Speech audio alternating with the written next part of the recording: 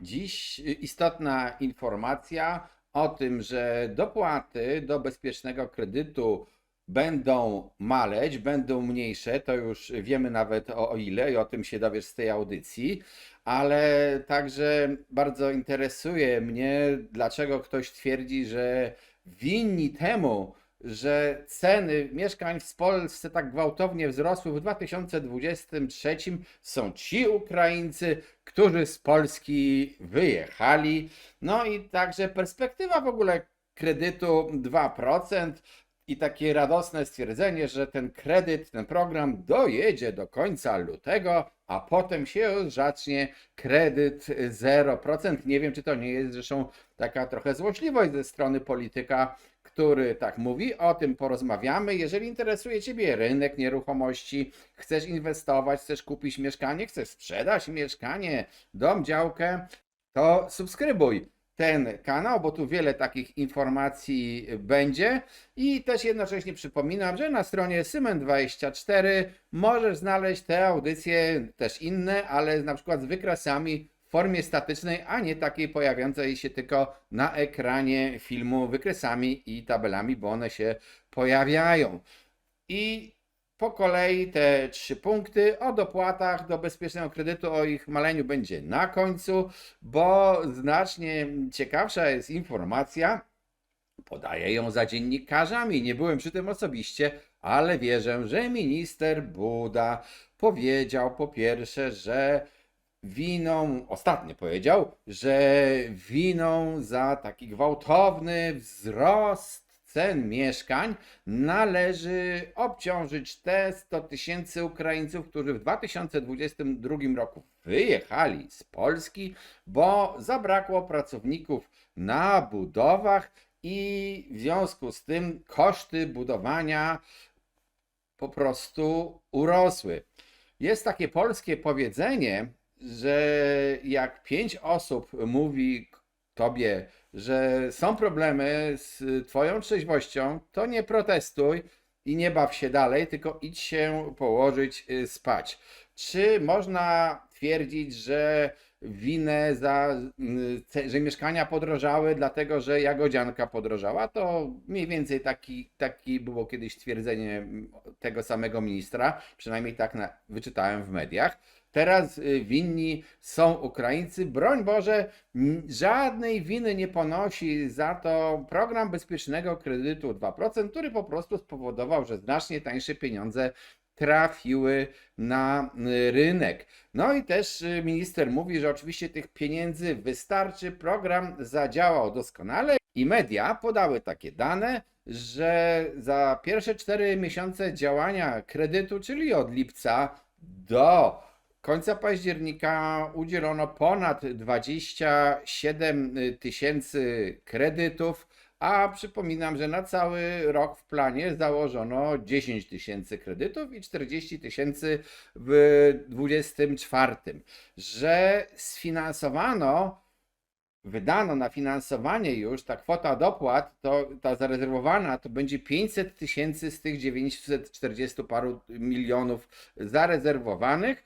No i że jest 62 tysiące wniosków. Co prawda wnioski wpływają już wolniej w październiku niż na przykład w sierpniu. Czyli to jest wspaniałe wykonanie. Od razu powiem, że ten program ma swoje limity. To widzicie w jego założeniach i to wykonanie oraz fakt, że obecnie średni kredyt jest niemalże 400 tysięcy, jak podał BIK, tam bez kilkuset złotych na ten kredyt mieszkaniowy brany, a zakładano 320 tysięcy w tym roku, no to wielokrotnie więcej kredytów pokazują, że pieniądze mogą się wyczerpać.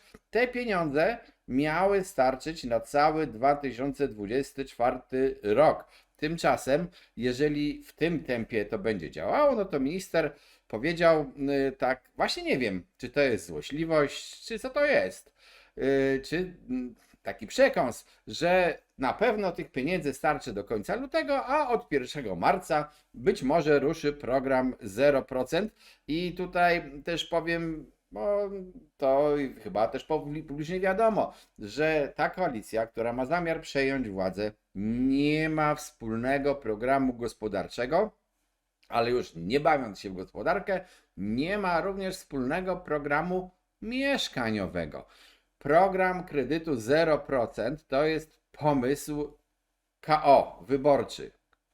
Program PSL-u, przepraszam, mówił o 1,5% kredytu, takim bezpiecznym kredycie 1,5%, nie wdając się w szczegóły, kto miałby ten kredyt dostawać. Ugrupowanie pana Hołowni mówi koniec z rozdawnictwem, dajmy może jakieś ulgi podatkowe, ale nie rozdawajmy pieniędzy. Więc to stoi w całkowitej opozycji do tych wcześniej wymienionych dwóch programów. A Lewica, która również jest wymaganym partnerem, członkiem tej koalicji, mówi wyraźnie: stawiajmy na budownictwo komunalne. W ogóle nie wspomina o jakichś programach dopłat. Wszyscy ekonomiści w Polsce, a przynajmniej większość ekonomistów mówi, program Bezpieczny 2 Kredyt był impulsem powodującym wzrost cen mieszkań. Panie ministrze, pora to może zauważyć kiedyś. A jeżeli już winimy tych Ukraińców za to, że oni wyjeżdżając podnieśli nam zdradziecko ceny mieszkań, to po pierwsze zastanówmy się. Mówimy, że wyjechali, przestali pracować w polskich przedsiębiorstwach. W związku z tym wzrosły koszty budowy i ceny mieszkań. Tu macie wykres GUS-u. Ceny mieszkań, ceny transakcyjne. Przepraszam, bo jest to tylko do drugiego kwartału 2023. Nie obejmuje trzeciego kwartału, no po prostu GUS jeszcze tych danych nie opublikował, ale pewnie będziemy widzieli dalsze wzrosty, nawet z pewnością. Ale zobaczcie, co było. To jest wykres indeksu cen. Rynek wtórny istnieje, to jest ta górna linia i on rósł bardziej w całym czasie.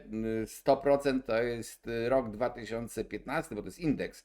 I teraz mamy już prawie 80 parę procent, 85 wzrostu, niż rynek pierwotny.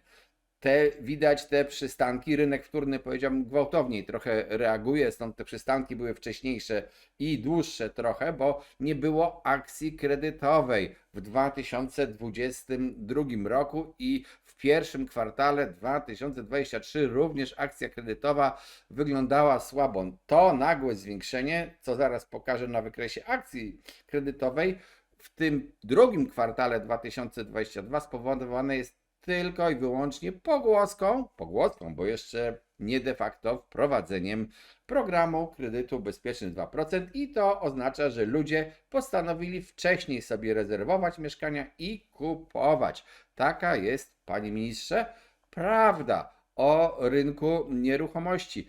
Co wyjazd Ukraińców, 100 000 Ukraińców miał wspólnego z cenami na rynku wtórnym? Czy wyjazd Ukraińców mógł podnieść ceny mieszkań na rynku wtórnym? No zastanówmy się. Jeżeli liczymy, że ubyło 110 000, to ubyło 110 000 osób, które chcą mieszkać w Polsce, które muszą gdzieś mieszkać. Może kupiły sobie mieszkanie, ale w większości one wynajmowały mieszkanie, czyli taką wywierały presję na najem. Przypominam, ceny najmu czynsze w tym roku właściwie się ustabilizowały. Coraz większe jest pole do negocjacji i zapas ofert mieszkań do wynajęcia przyrósł znacząco. W poprzedniej audycji macie dane, które podawał Marcin Drogomilecki i tam widać, jak wielkie te przyrosty są. W niektórych miejscowościach to jest prawie 90% więcej ofert niż licząc rok do roku mieszkań do wynajęcia, pustych mieszkań stojących i czekających na swoich najemców. A jeżeli jest trudniej wynająć mieszkanie, a ceny mieszkań jednocześnie rosną, to po co inwestor ma kupować teraz mieszkanie, żeby je wynająć, kiedy najmy mu spadają? On się będzie zastanawiał, może sobie myśli, co będzie w przyszłości, ale też zazwyczaj ludzie myślą o tym, co jest tu i teraz i liczą inwestycje w cenach tu i teraz, a nie w cenach przyszłości jakichś marzeń, bo taka też jest zasada, że jak coś planujesz, to licz w cenach obecnych, a nie w tych przyszłych, które są po prostu niewiadome i mogą pójść po Twojej myśli rozwój sytuacji, a może pójść całkiem przeciwnie. W związku z tym nacisk inwestorów w tej chwili na kupowanie mieszkań inwestycyjnych również ten ich zapał, powiedziałbym delikatnie, ostygł. Ja nie mówię, że ludzie nie kupują mieszkań, ale po prostu kupują ich mniej i mniej chętnie. Spójrzmy się jeszcze na samą akcję kredytową podawaną przez BIK. Tutaj mamy znowu dane tylko do września tego roku, to jest ilość kredytów mieszkaniowych. W chwili nagrywania tej audycji nie mam jeszcze danych za październik, ale też widać wyraźnie, to wszystko do tego momentu, gdzie jest ta tutaj kropeczka taka poniżej tego niebieskiego pasku, to są zwykłe kredyty i widać, że kredyty zwykłe zaczęły nagle rosnąć. Dlaczego? Dlatego, że ludzie poszli kupować mieszkania wcześniej, zanim wejdzie bezpieczny kredyt, bo się bali zwyżki cen. W lipcu było już mniej kredytów zwykłych niż w czerwcu, podobnie w sierpniu, no i we wrześniu też mniej niż w czerwcu. Troszeczkę więcej było we wrześniu tych zwykłych kredytów niż w sierpniu. To też zrozumiałe, bo jest okres wakacyjny chociażby, a ten żółty pasek przyrost to jest udział kredytu, bezpiecznego kredytu.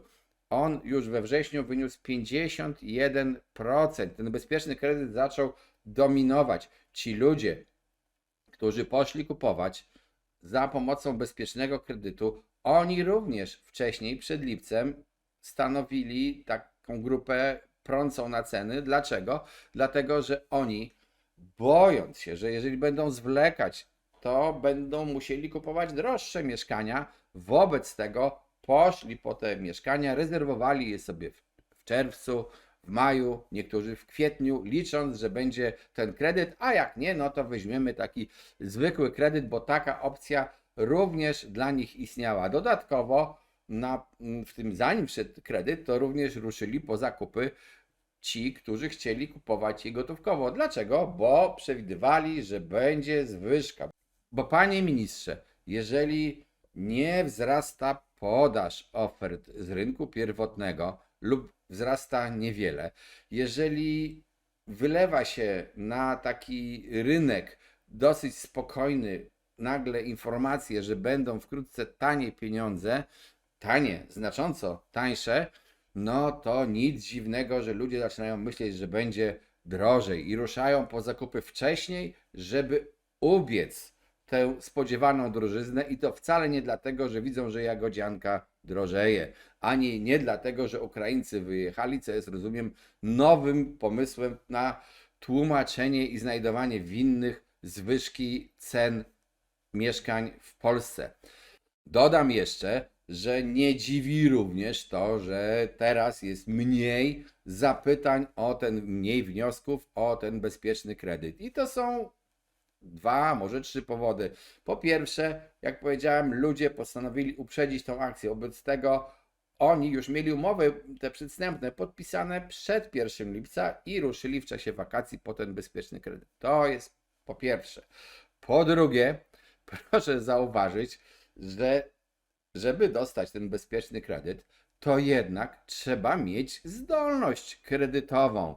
A jeżeli mieszkanie, które chcesz kupić, nagle drożeje o ileś tam procent, to w zależności od miejscowości różnie to wygląda, ale to w niektórych miejscowościach, szczególnie tych większych, to te zwyżki były spore, to nagle się okazuje po prostu, że może masz taką sytuację, że możesz dostać kredyt na mieszkanie, ale możesz w pewnym momencie dostać kredyt na mieszkanie, którego tak naprawdę nie bardzo chcesz kupić. No bo może cię stać tylko na jakieś malutkie mieszkanie.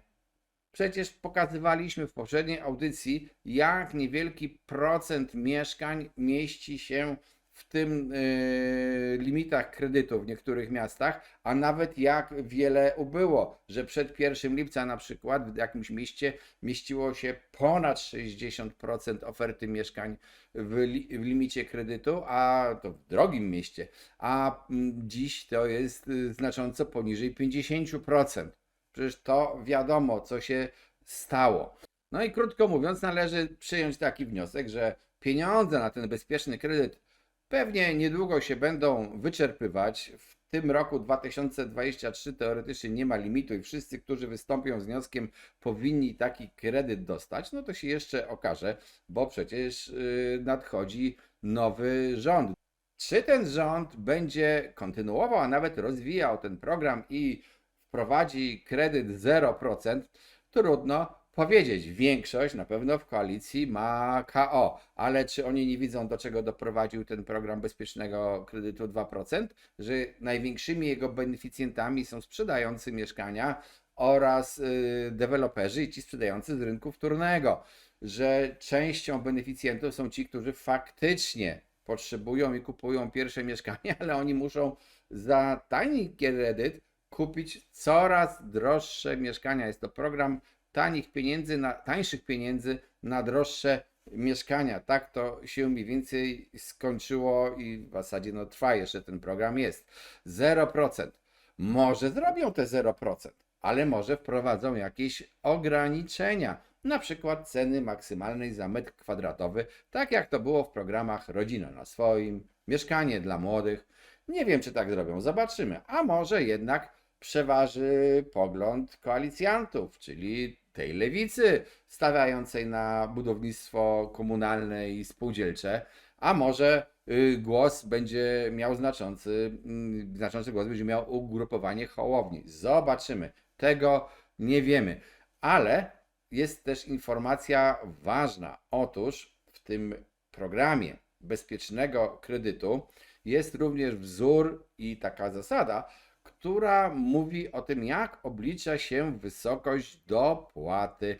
I ta wysokość dopłaty, mówiąc tak w uproszczeniu, jest regulowana, uzależniana od wysokości średnich, ważonych oprocentowań kredytów udzielonych przez banki, które uczestniczą w tym programie. To znaczy, ta zasada będzie działała właśnie od teraz, bo ta pierwsza stawka dopłaty była ustalona troszeczkę inaczej. Do tej pory ta stawka średnia oprocentowanie kredytów było przyjmowane na poziomie 7,14, co oznaczało, że dopłata będzie wynosić 5,14%. A teraz policzono, że ten przeciętny, średni ważony kredyt w bankach, które uczestniczą w programie w poprzednim kwartale wynosił 7,02%.